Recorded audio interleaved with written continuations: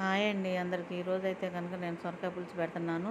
సొరకాయ పులుసుకు కావాల్సినవి సొరకాయ ముక్కలు, ఉల్లిపాయలు, పచ్చిమిరకాయలు, కరివేపాకు, తాలింపు గింజలు, ఇంగువ, ఎండుమిరకాయలు, మెంతులు, చింతపండు అయితే నానబెట్టి పెట్టుకున్నానండి. ఇప్పుడు గిన్నె పెట్టి నూనె వేస్తున్నాను. నూనె బాగా వేడెక్కాలి. బాగా ఆరోగ్యంగా ఉండాలన్నా సొరకాయ జ్యూసు రోజు ఒక గ్లాస్ తాగితే చాలా ఆరోగ్యం అండి. చాలా ఒంట్లో చాలా రోగాలకు పనిచేస్తుంది. అందరూ గ్లాస్ తాగండి తప్పకుండా. ఇదిగోండి నూనె కాలింది, మెంతులు వేసాము, ఎండుమిరకాయలు వేసాను. ఇంకా కాలేటప్పుడు కొంచెం కరివేపాకు వేద్దాము. బాగా కాలాలండి.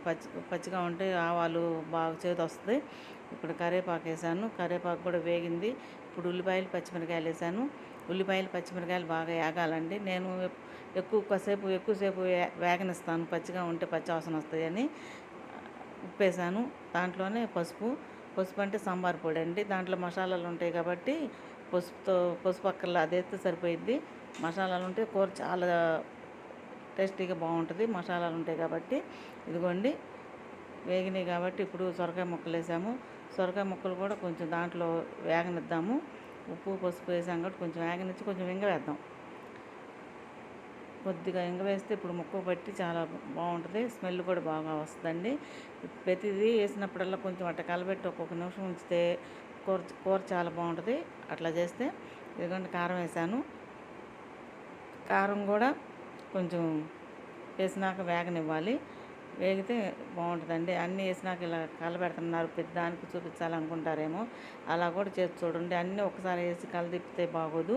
ఒక్కొక్కటి వేసి ఒక్కొక్క నిమిషం ఉంచితే చాలా బాగుంటుంది కూర. ఇదిగోండి పులుసు పోసేసాము. పులుసు మనకు కావాల్సినంత పోసుకోవచ్చు అండి. మనం తినే పులుపుని బట్టి పులుసు పోసుకోవచ్చు. కొద్దిగా ఎక్కువ ఉంటేనే మంచిదండి సొరకాయ పులుసుకి.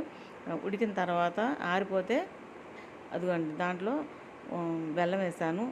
ఆల్మోస్ట్ ఉడికేసింది పులుసు కూడా. కొంచెం కొత్తిమీర వేసాను. కొత్తిమీర వేసాక బెల్లం వేసాక కొంచెం ఒక నిమిషం ఉంచుదాము. ఇప్పుడైతే పులుసు ఎక్కువ ఉంటే ఏమైందంటే లాస్ట్కి వచ్చేసరికి ఆరేటప్పటికి చిక్కబడిద్ది. అందుకని కొద్దిగా ఎక్కువ పోసుకోవాలి. ఇదిగోండి కూర అయితే అయిపోయింది. పులుసు ఒక గిన్నెలో తీసుకుంటున్నాను. ఇలా కూడా మీరు ఒకసారి ట్రై చేసి చూడండి. కొత్తిమీర వేసేసి కాసేపు మూత పెట్టి ఉంచితే చాలా బాగుంటుంది కూర. చాలా బాగుందండి.